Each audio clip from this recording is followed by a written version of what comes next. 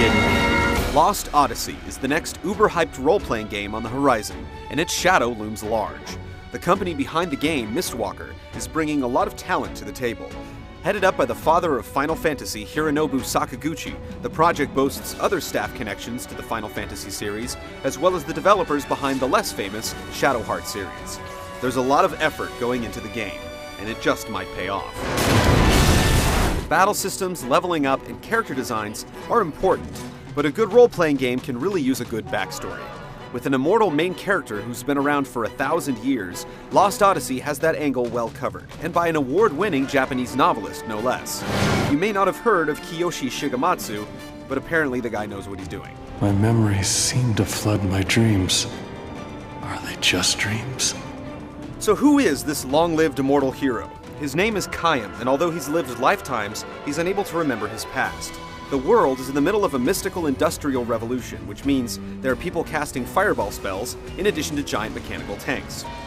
Kaim soon finds himself hooking up with a group of individuals that will help him through the turbulent times and reclaim his lost memories. Other than a blank slate for the main character, what can we expect to find when Lost Odyssey crosses the ocean? Tradition and production values are front and center. Grandiose scenery and architecture provide a suitable backdrop for an epic adventure, showing off technical muscle and artistic style.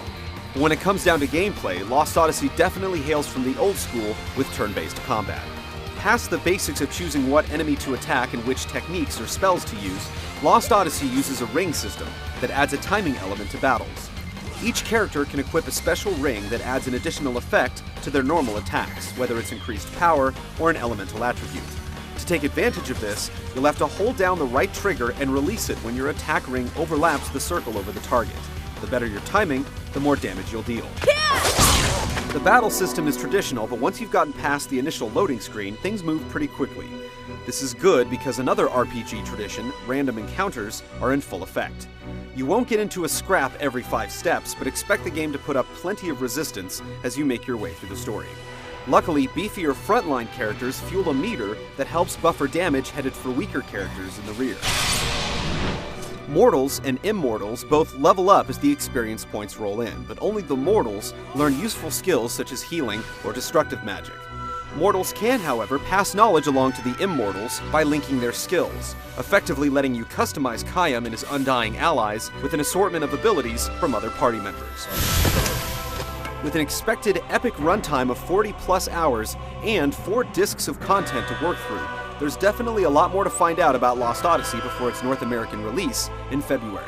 We'll continue to kick ass and recover memories, so stay tuned to Gametrailers for the full review.